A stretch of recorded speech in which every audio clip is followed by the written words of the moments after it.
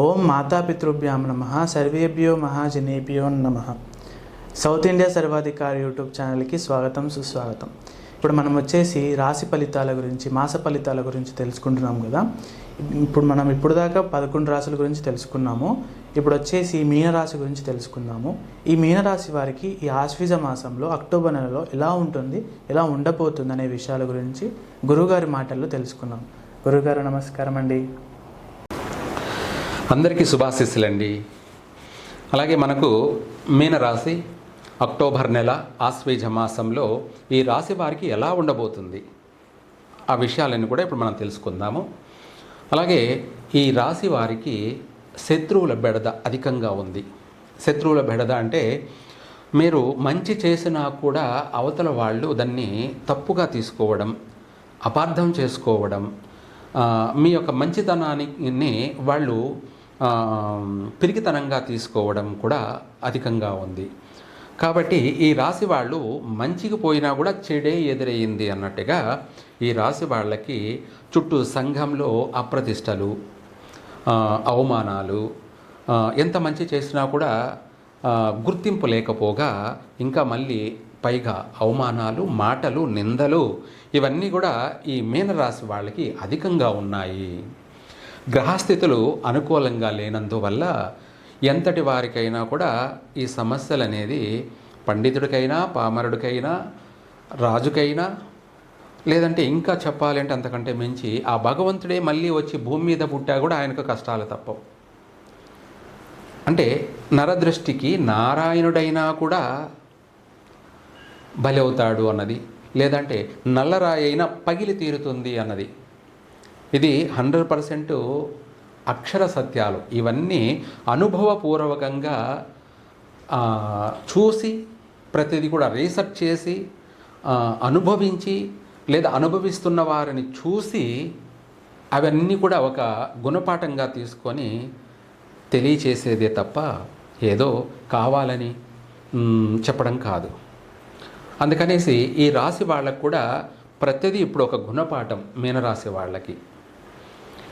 ఈ విషయమే కాకుండా వాళ్ళ స్వవిషయాలంటే ఇంట్లో సొంత కుటుంబ సభ్యులతో కానీ నమ్మిన వారే వీళ్ళని మోసం చేయడం, అది ఇంకా పెద్ద సమస్య. మనము ఎంతో ప్రేమించే వాళ్ళని, అభిమానించే వాళ్ళని నా అనుకునేటువంటి వాళ్ళ వల్ల ఒక్కసారిగా మోసపోవడం, నష్టపోవడం అంటే అది ఇంకా ఊహించని సంఘటన. కళలో కూడా కలవరపరిచేటువంటి విషయం అన్నమాట. కళలో కూడా అదే గుర్తుకొస్తూ ఉంటుంది, భయపడుతూ ఉంటుంది, భయానికి గురి అవుతూ ఉంటారు. ఏమిటి బ్రతకాలనా లేకపోతే ఏమిటి అన్నంత మనిషికి కోపం, ఉద్రేకం తెప్పిస్తాయి. మీరు కూడా అలాగే మారతారు.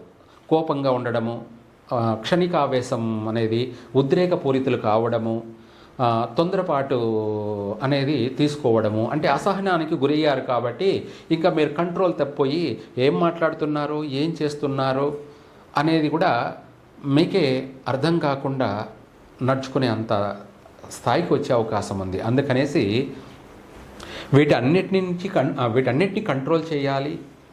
ముందుగా మీరు కంట్రోల్ ఉండాలి. ప్రతి విషయంలో ఆచితూచి అడుగేయాలి. మాట్లాడే ప్రతి విషయంలో కూడాను సౌమ్యంగా ఉండాలి, రఫ్గా మాట్లాడకూడదు.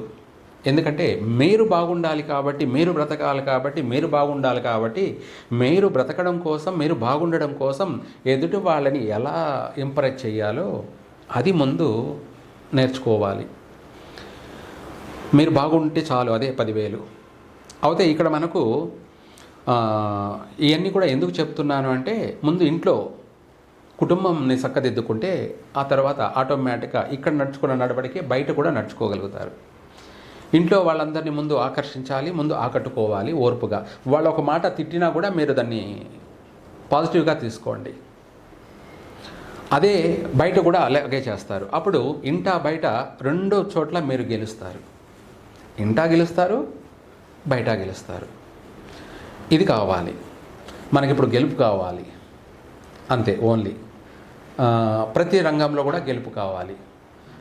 ఒక కుటుంబ సభ్యుల విషయాలనే కాదు, ఉద్యోగ విషయంలో కూడా మీరు చేసే ఉద్యోగంలో కూడా అక్కడ మీరు గెలవాలి. ఇది మీకు కావాల్సినటువంటి గోల్. కాబట్టి అక్కడ ఎవరిని ఎలా డీల్ చేయాలి, ఎవరిని ఎక్కడ పెట్టాలి, ఎవరిని ఎక్కడ దగ్గరికి తీయాలి, ఎవరిని దూరం ఉంచాలి, ఏది ఎట్లా చేయాలో అది చేయాల్సిందే, తప్పదనమాట. అంటే జీవన పోరాటం, జీవిత పోరాటం, యుద్ధం చేయాల్సిందే. యుద్ధం చేయకపోతే కష్టం అవుతుంది. కానీ ఆ యుద్ధం కూడా ఎలా ఉండాలి అంటే ప్రకృతికి నష్టం ఉండకూడదు, ఎవరికి నష్టం ఉండకూడదు, కట్టి ఇరగకూడదు, పాము చావాలి.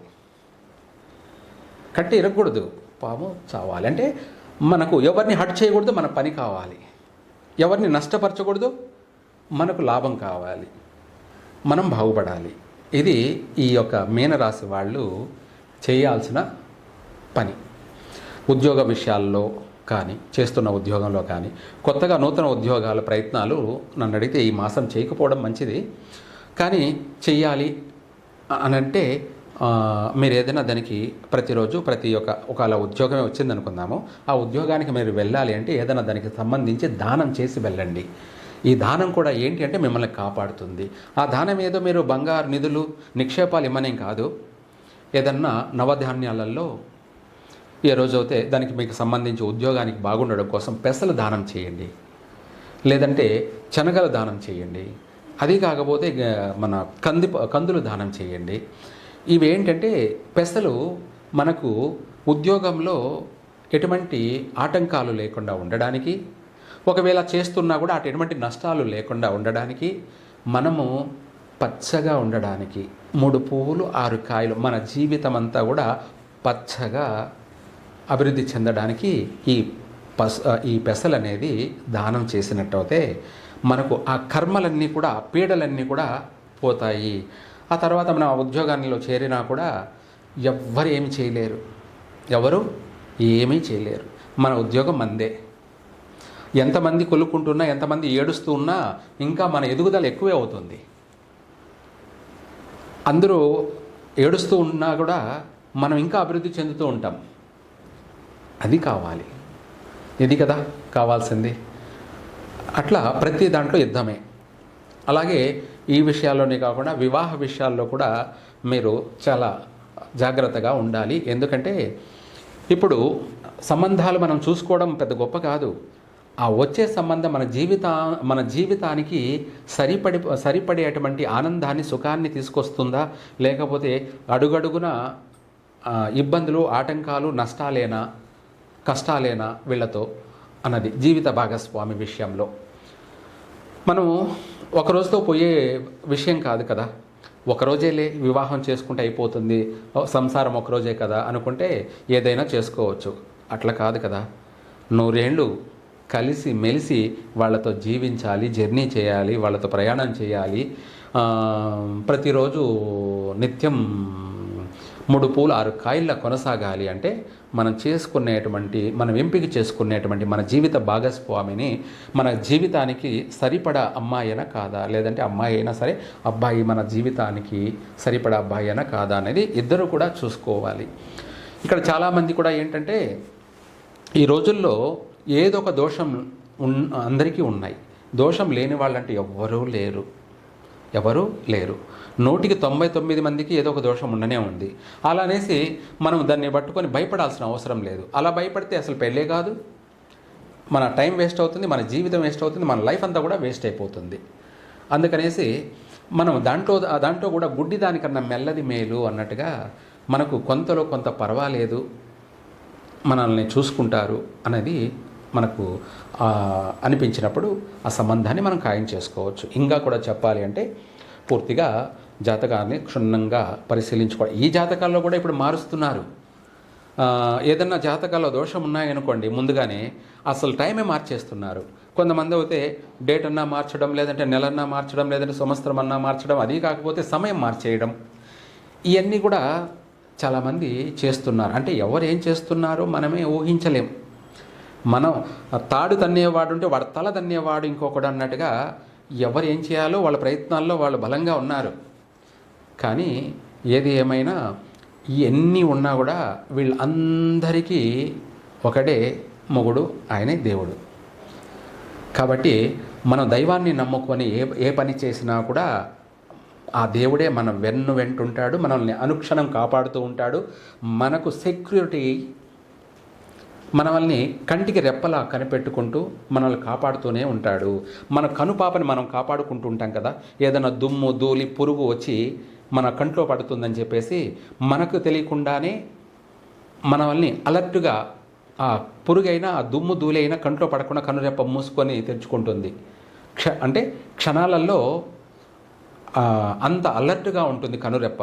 అట్లాగే మన జీవితం కూడా మనము అనుక్షణము అలర్ట్గా ఉండాలి. మన జీవితాన్ని మనకు బాగుపడేలాగా మనమే చేసుకోవాలి. అదే భగవంతుడు చేస్తాడు, మనల్ని అనుక్షణం కాపాడుతూ ఉంటాడు. విదేశాలకు వెళ్ళాలి అనుకుంటే ఇప్పుడు మాత్రం ఈ నెల పోస్ట్ పోన్ చేసుకోండి, వద్దు. లేదనుకోండి ఒకవేళ వెళ్ళాల్సిందే వస్తే నేను దాకా చెప్పినట్టుగా ఏదైనా పరిహారం చేసుకొని వెళ్ళండి, అక్కడ స్థిరపడడానికి, అక్కడ బాగుండడానికి. ఇక్కడ మనము అందరి ముందు నేను విదేశాలకు వెళ్తున్నాను, నేను అక్కడ సంపాదిస్తాను, నేను అక్కడ బాగుంటాను అని అందరికీ తెలుస్తుంది. కాబట్టి 10 మంది అక్కడ పోయి మళ్ళీ మనము నష్టపోతే అందరూ నవ్వుకుంటారు.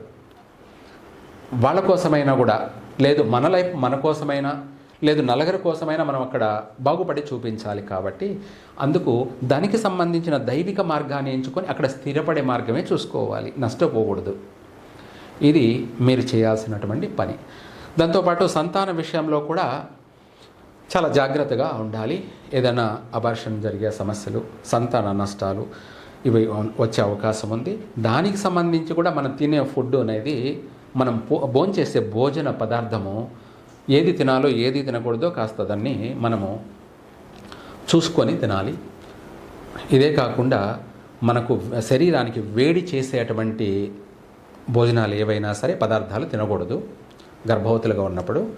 లేదా అది కాకుండా మీరు ప్రతిరోజు దైవిక ఆరాధన తప్పకుండా చేస్తూ ఉండడం వల్ల అవి ఏదన్నా తప్పిపోయే అవకాశం ఉంది. అంటే నష్టం లేకుండా చక్కగా మంచి సంతాన ప్రాప్తి కలిగే అవకాశము ఉంది. ఈ విషయమే కాకుండా వ్యాపార విషయాలలో కూడా చాలా జాగ్రత్తలు అవసరం, మెలకువలు అవసరం. అలాగే ఆ వ్యాపారంలో రాణించడానికి కానీ, ఇటు సంతానంగా సుఖం కలగడానికి కానీ, లేదంటే ఉద్యోగ విషయంలో మీదే పై చేయిగా ఉండడానికి కానీ, కుటుంబ వ్యక్తులతోనూ మీరు అంటే వాళ్ళందరినీ కూడా కంట్రోల్ చేయడంలో కానీ, అన్ని విషయాలలో కూడా మీదే పై చేయిగా ఉండాలి. అంటే ఎలాగో మనకు దేవి నవరాత్రులు కలిసే వచ్చాయి. కలిసి వచ్చే కాలం ఉంటే నడిచొచ్చే కొడుకు పుడతాడనే సామెత కింద అమ్మ అనుగ్రహం ఉంటే అన్నీ ఉన్నట్టే ఈ ప్రపంచంలో. అంతకంటే మించింది ఇంకొకటి లేనే లేదు. ఈ మూలం, ఈ విశ్వంలో ఏదైనా మొట్టమొదటిగా ఉంది అంటే అది అమ్మ. కాబట్టి అమ్మ అనుగ్రహాన్ని పొందండి. ఆ అమ్మ అనుగ్రహం పొందడం కోసం మీరు సాయంత్ర సమయంలో కావచ్చు, లేదంటే ఉదయం కావచ్చు, మీరు అమ్మవారికి ఏదైనా సరే ఎవరెవరి స్తోమతను బట్టి వాళ్ళు ధాన్యాభిషేకం చేయించండి. అమ్మవారికి ధాన్యాభిషేకం అంటే నవరాత్రులు కదా, నవధాన్యాలు అంటే నవధాన్యాలని కాకుండా ఒక్కొక్క రోజు ఒక్కొక్క ధాన్యంతో అభిషేకం చేయండి. లేదంటే అమ్మవారికి ఒక్కొక్క ధాన్యంతోనే ప్రకృతికి నైవేద్యం పెట్టండి. లేదా ధాన్యంతో ధాన్యాభిషేకం చేసినట్టయితే 9 రాత్రులు నవరాత్రులు ధాన్యాభిషేకం చేసినట్టయితే మీకు తిరుగులేదు. ఈ సంవత్సరమే అంతా కూడా తిరుగులేదు. 3 పువ్వులు 6 కాయల మీ జీవితం సుభిక్షంగా సంతోషంగా దినదినము అభివృద్ధి చెందుతారు. రాబోయే ఉపద్రవాలన్నీ నాశనమైపోతాయి. మీ దరిదాపులు కూడా రావు, మీ దరిదాపుల్లో కూడా రావు. అంటే కష్ట నష్టాలు అనేటివి కూడా రావు. చక్కగా ధైర్యంగా మీరు మొండి ధైర్యంతో అన్నిటిని ఎదుర్కోగలుగుతారు. చక్కగా అన్నింట్లోనూ నిలబడగలుగుతారు. అన్నింట్లోనూ అన్ని రంగాల్లోనూ రాణించగలుగుతారు. అందరికీ కూడా ఆదర్శంగా నిలబడతారు. సర్వే జన సుఖినో భవంతు. మీ మాటల్లో అందరికీ అర్థమయ్యేలాగా వివరంగా తెలియజేసినందుకు ధన్యవాదాలు గురుగారు. మీనరాశి గురించి తెలుసుకున్నారు కదా, అలాగే ఈ 12 రాశుల గురించి కూడా, ఈ 12 రాశుల వారికి ఈ మాస ఫలితాలు, అన్ని మాస ఫలితాల గురించి ముందుగానే గురుగారి మాటల్లో తెలుసుకోవడం కొరకు లైక్ చేయండి, షేర్ చేయండి, సబ్స్క్రైబ్ చేసుకోండి. Thank you.